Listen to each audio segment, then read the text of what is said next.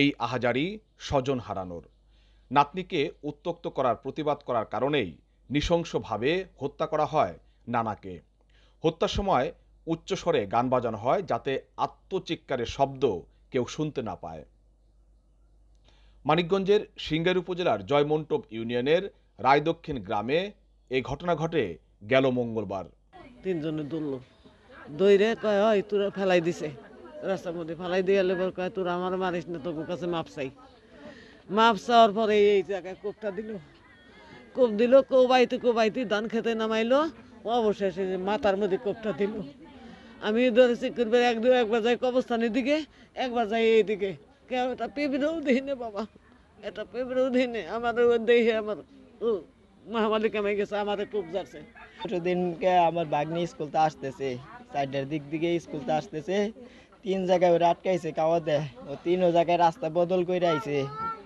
লাস্টে আইছে এই দেওয়ানবাড়ি ভূগোল আইসে রে, ওনটা কইছে আমার এক চাচারে দেখছে, কাকারে কইছে না না আমারে নিয়ে যান, ও খালি আমার আটকায়। আমার এই কাকা এটা আমাকে বাড়ি দিয়ে গেছে। নিহত আলিয়াজগর ওই গ্রামের মৃত আব্দুর রশিদ খানের ছেলে। তিনি পেশায় একজন মুদি দোকানি।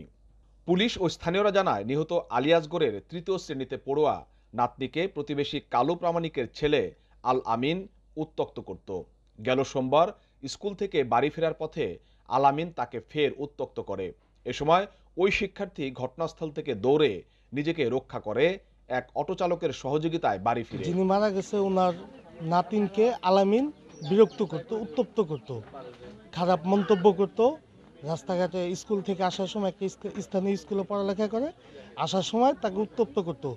সেই সুবাদে সে থানায় একটা কমপ্লেন করছে তাকে সাহায্য করার জন্য। সেই রাগে কালকে সে তার লোকজন নিয়ে তার উপরে অতর্কিত হামলা করে তাকে হত্যা করে পরিকল্পিতভাবে। তাকে হত্যা করে, তার অপরাধ হচ্ছে তার নাতিকে যে হ্যারাসমেন্ট করছে সেই বিচার সে থানায় চাইছে, সেই জন্য তাকে হত্যা করা হয়েছে। এই ঘটনা পরিবারকে জানালে তারা থানায় অভিযোগ করেন আল আমিনের বিরুদ্ধে।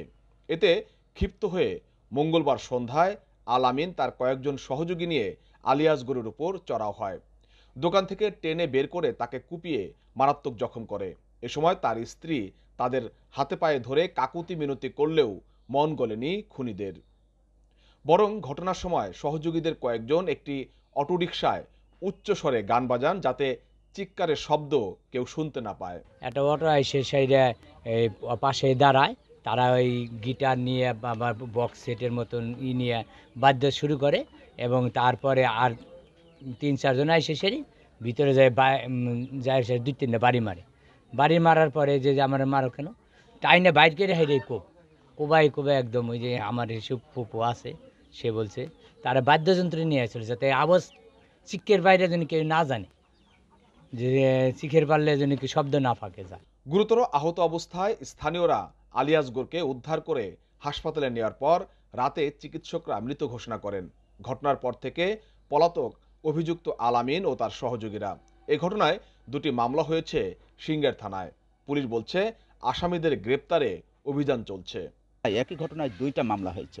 তো আমরা একটা জননিপীড়ন মামলা আর একটা হত্যা মামলা। এই 2 মামলায় যারা জড়িত, সেই জড়িত ব্যক্তিদেরকে আমরা গ্রেপ্তারের জন্য সরাসরি আমরা আমাদের অভিযান অব্যাহত রেখেছি এবং আমরা চিরুনি অভিযান চাচ্ছি যতক্ষণ পর্যন্ত আসামিরা গ্রেপ্তার না হয়, আইনের আওতায় না আসে, সেই ধরনের ততক্ষণ পর্যন্ত আমাদের কার্যক্রম অব্যাহত আছে এবং থাকবে।